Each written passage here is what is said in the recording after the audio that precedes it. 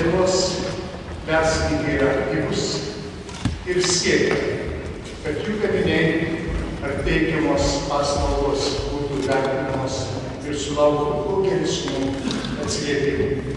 110 Lietuvos metų gaminys 2008 medalių šalies prezidentas įteikė įvairioms Lietuvos įmonėms.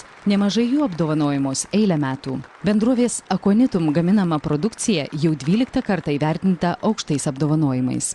Unikalūs savo sudėtimi bei veikimu analogų Lietuvoje neturintys preparatai Vitamin C Prolong bei Menakardin 7 laimėjo Lietuvos metų gaminio 2008 aukso medalius. Preparatas su fitosterolių kompleksu Visterox sidabro medalį.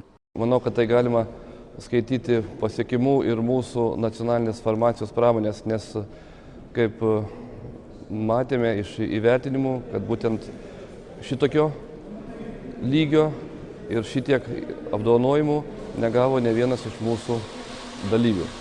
Atsižvelgdama į naujausius mokslo laimėjimus, kompanija Aconitum nuolat gerina preparatų receptūrą ir atnaujina savo pasiūlą, kurdama naujus produktus. Įmonėje dirba aukštos kvalifikacijos specialistai, nuolat tobulinamos gamybos technologijos, papildoma laboratorijos įranga, įkurtas klinikinių tyrimų padalinys bei mokslo taryba.